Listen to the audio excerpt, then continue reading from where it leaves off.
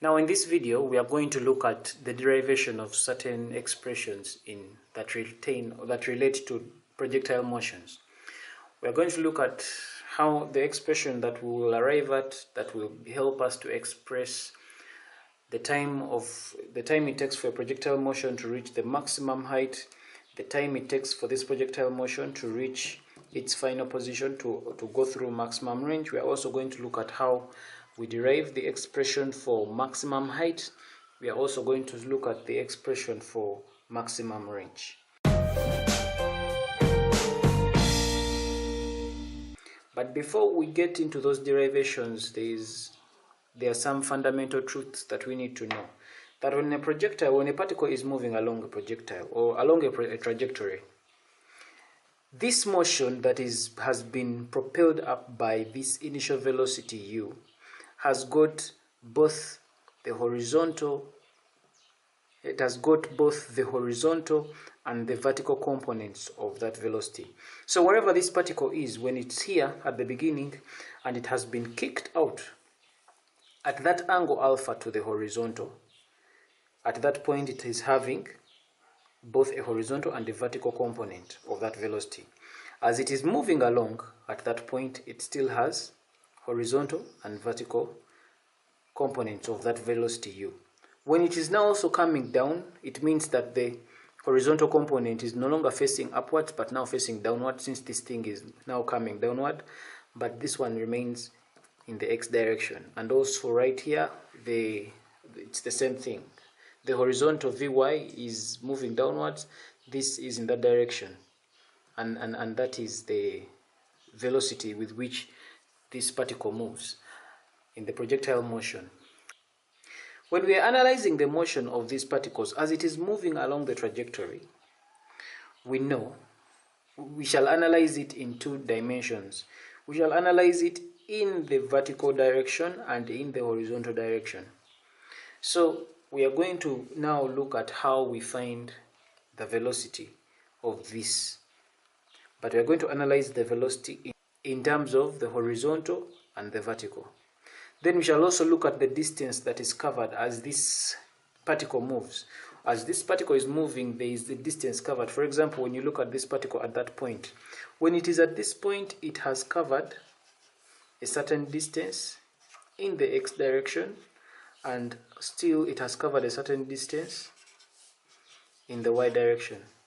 If you look at this particle at this point, if I'm to analyze its distance, it has moved a certain distance in the x direction and also a certain distance in the y. So that's how we shall be looking at those distances. So let's get moving. Well, let's get started with how the velocity in the y direction is conjured, and we shall be using the first equation of motion. Now let's look at the trajectory once more. We say that when this thing is moving, it's moving in that direction, that is the velocity u that is propelling it. This velocity by which it is moving can be resolved in the x direction and also in the y direction.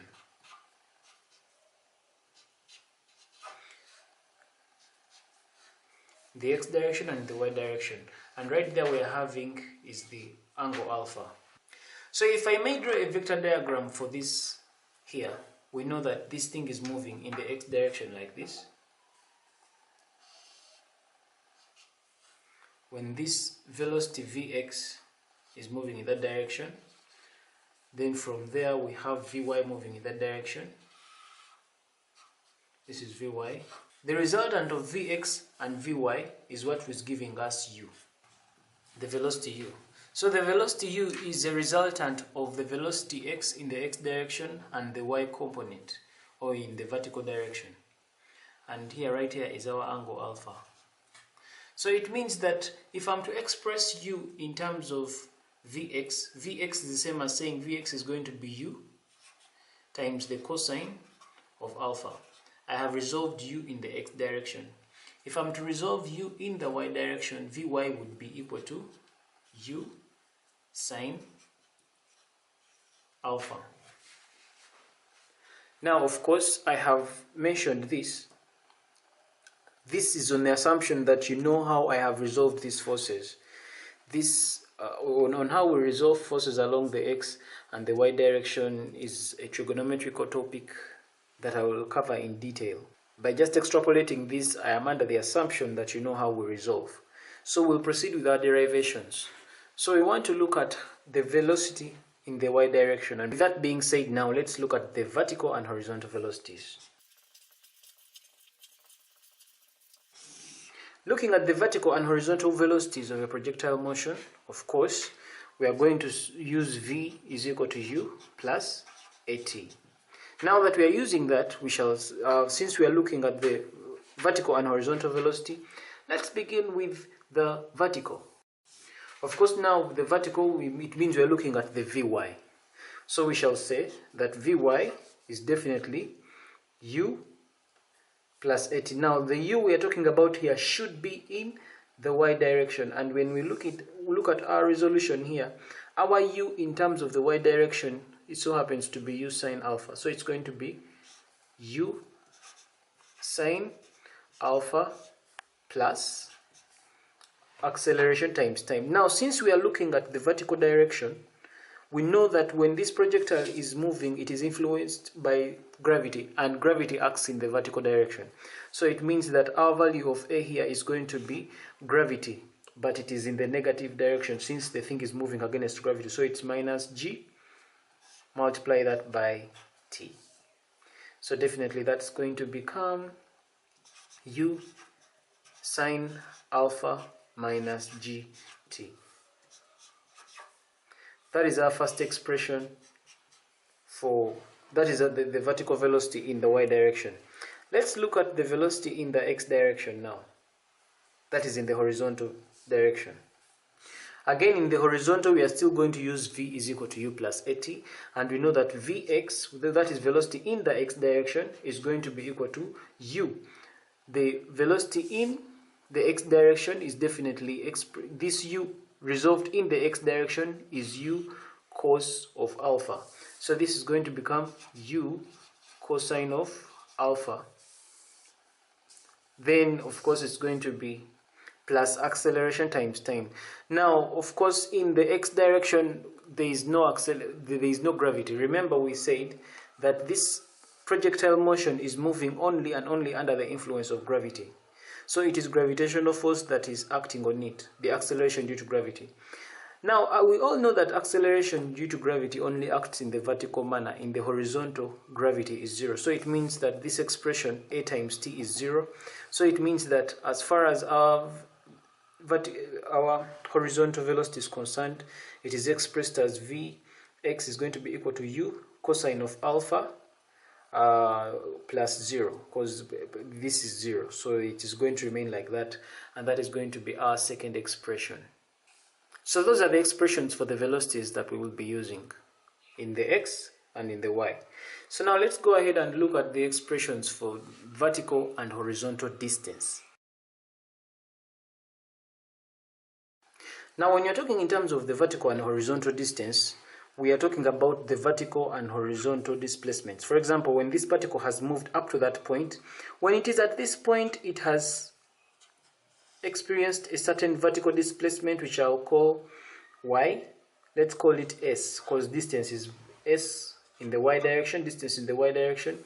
Then also we have distance covered by that particle in the x direction. Let's call it sx. So now we're supposed to express the distance of this particle in terms of the vertical, and the horizontal. Here we are going to use this equation, s is equal to ut plus a half at squared, the second equation of motion. And now since we are looking for the distance moved, for example, let's begin with the one in the y direction, sy.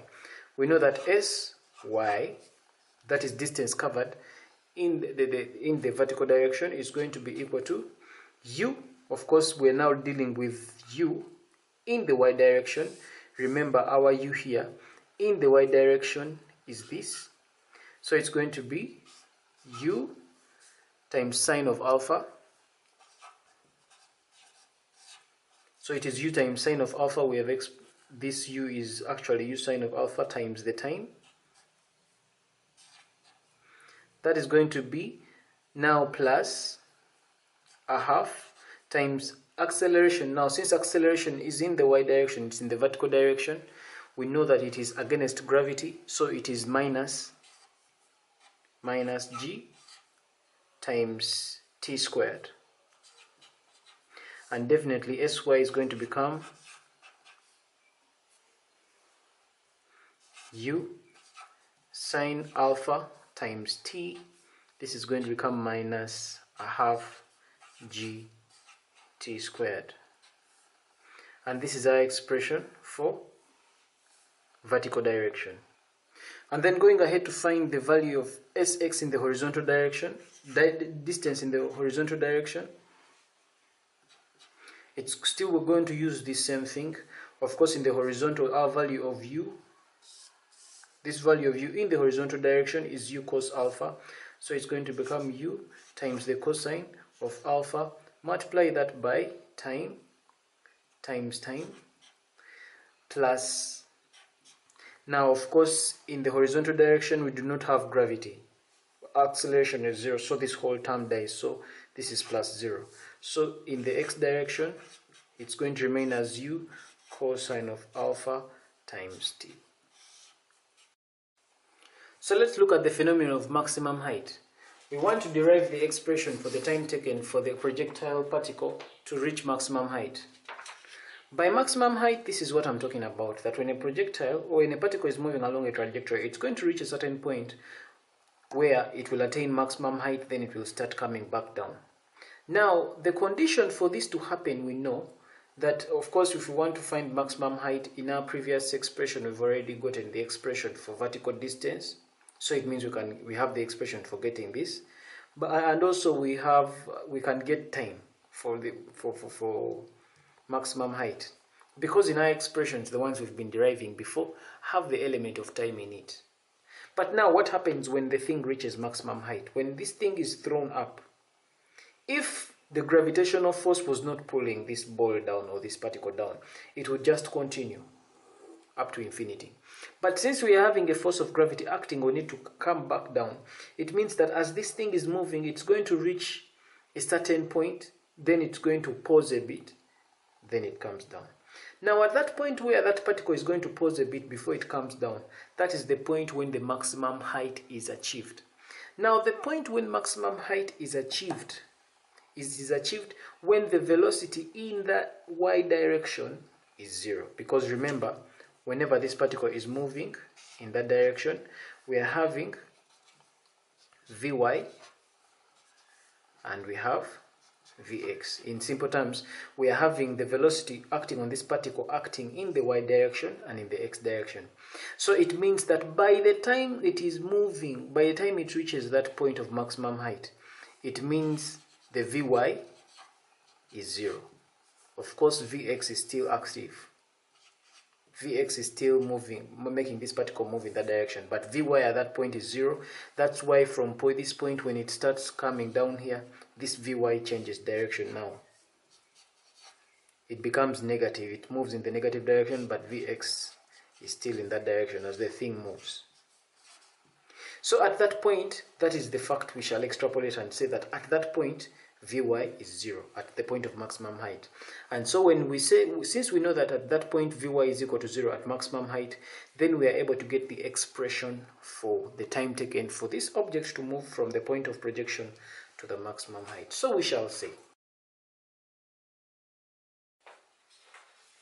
and when I say that at maximum height the value of Vy is equal to 0, this is what I'm talking about, this expression that we came across. So this expression, this Vy is equal to 0, the vertical velocity.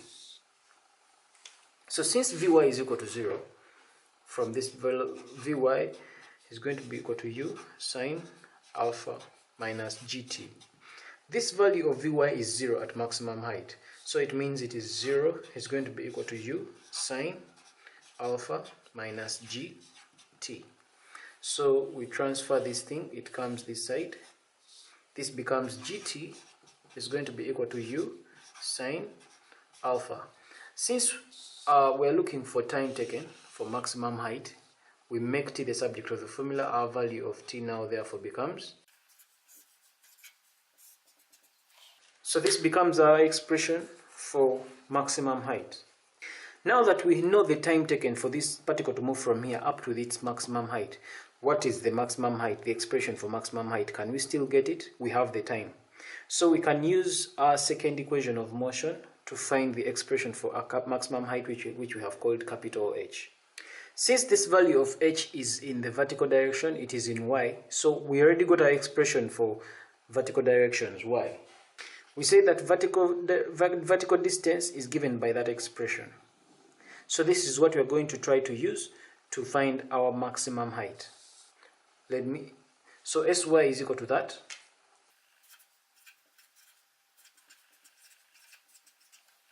Sy, which is our maximum height, capital H, is going to be equal to u sine alpha.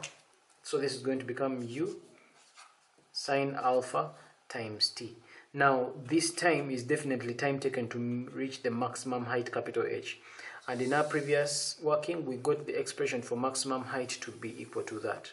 So definitely we are going to, for the value of t, we are going to substitute for this. So it means it's going to be u sine alpha times time. The value of time here is u sine alpha, divide that by g.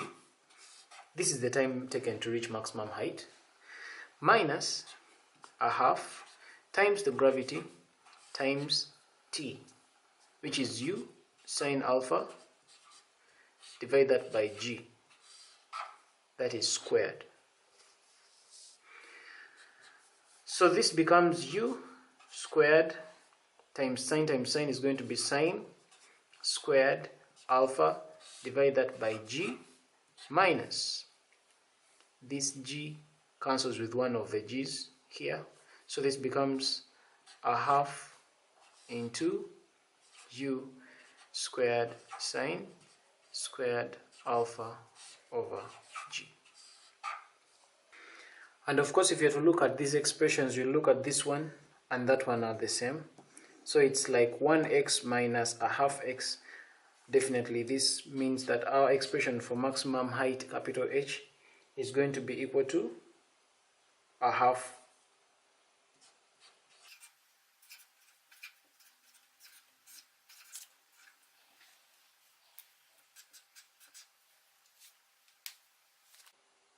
So this is the expression for the maximum height, capital H. That's how we arrive at it. So moving on to our next derivation, we know that when a projectile motion is moving like that,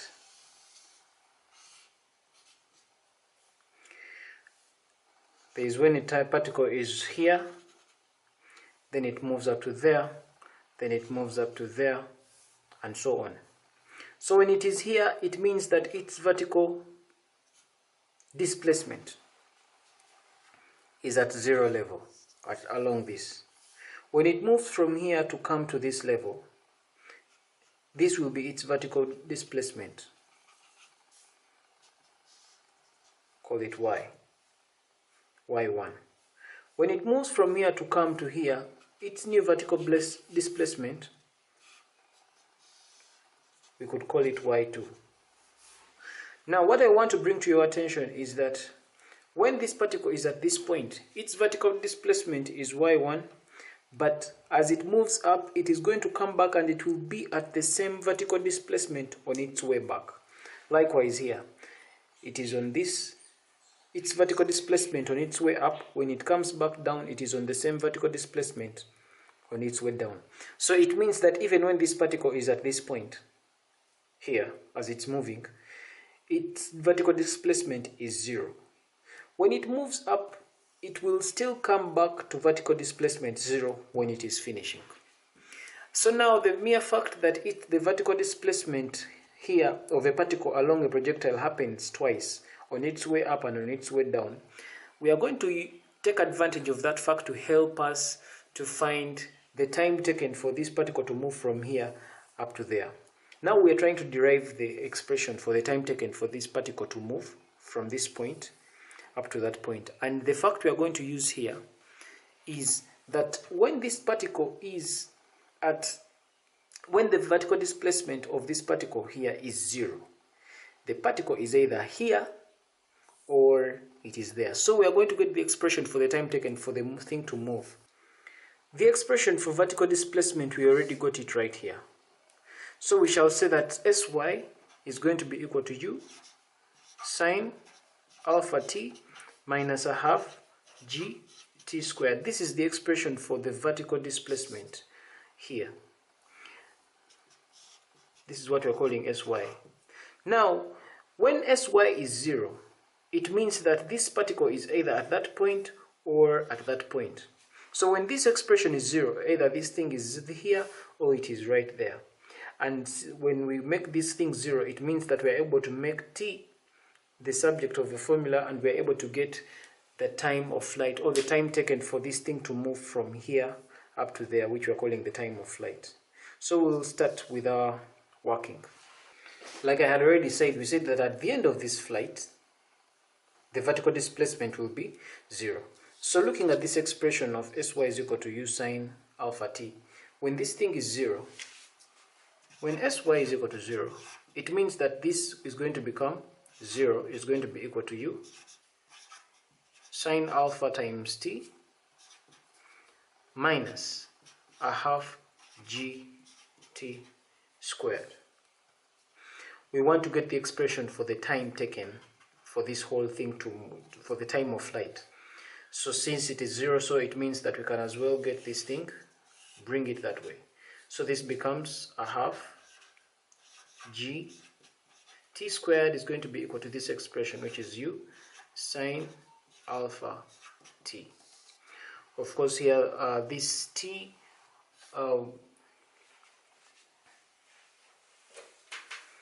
this t will cancel with one of those t's. We remain with a half g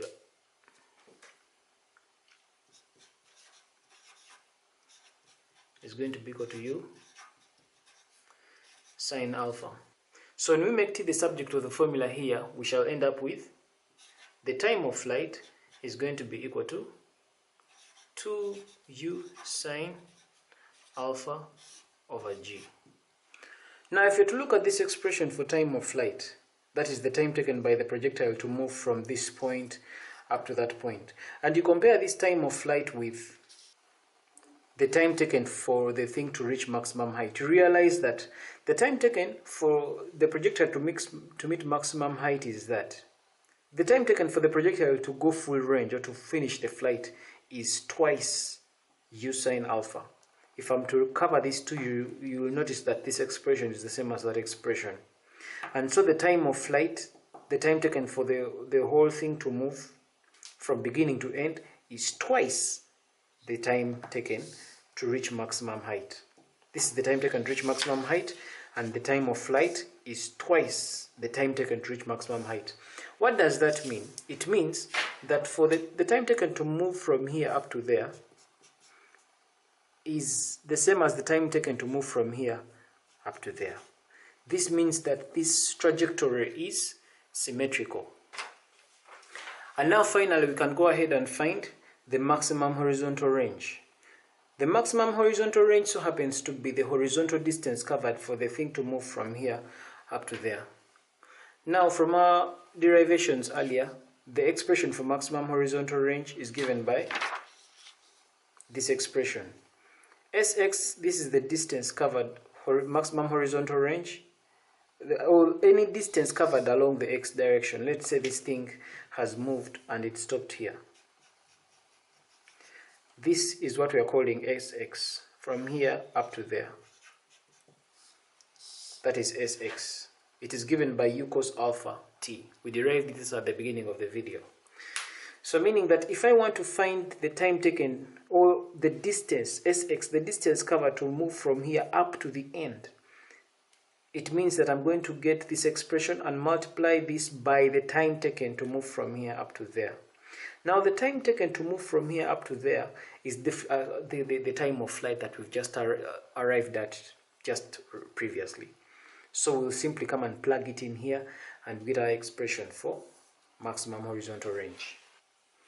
So to get our maximum horizontal range, we know that for horizontal range, the distance moved in the x direction, Sx, is going to be equal to S subscript x is going to be equal to u cosine of alpha times time. We know that this is going to become u cosine of alpha. Let's call the maximum horizontal range, let's call it capital R. Capital R is going to be u cos alpha times time. Now what's the time taken? The time of flight. The time taken for this thing to move from here up to there, that's the time of flight. And it's the time taken to make the maximum horizontal range, and it is the time we're going to use to substitute right there. And the time of flight we got was t is equal to u sine alpha t. This is the time of flight we got. So this is what we're going to substitute there. So right here, the value of t, the time of flight, is this. Multiply that by 2u sine alpha, divide that by g. So definitely our range here is going to become, when we open the brackets here, it's going to become 2u squared sine alpha cosine of alpha, divide that by g. This is already the expression. Maybe to apply some trigonometrical identities here, we know that from trigonometry, 2 sine alpha cos alpha will give you sine 2 alpha. Now from trigonometrical identities, we know that 2 sine theta cos theta is going to be equal to sine 2 theta. Now if you look at this expression and compare it to our expression right here, you realize that we have here 2, then sine theta, in this case it is sine alpha cos alpha. So meaning that if you are to isolate this out, this remaining thing, 2 sine alpha cos alpha, is the same as sine 2 theta. So it means that our maximum range can be expressed in terms of the u squared, of course, remains. It becomes u squared, then the remaining expression is in fact sine 2 alpha divided by g, and that is our expression for range. So if I may make a recap, we were able to find the vertical and the horizontal velocities of a projectile, expressing them in terms of x and y. We went ahead and from there we went ahead and find the vertical and horizontal distances of a projectile, which we called s subscript y and s subscript x, and we used that information to help us derive all the remaining expressions. And some of these expressions are, we were able to find the maximum horizontal range given by that expression. We were able to find the time of flight, that is this expression. We were also able to find the expression for maximum height of a projectile, which is this expression. And we are also able to find the time taken to reach the maximum height, which is this expression. This brings us to the end of this video. Thanks for watching. Feel free to check out other excellent videos on the channel, and don't forget to subscribe. For Kisembo Academy, this is Arnold Rangakuramia, helping you manifest excellence.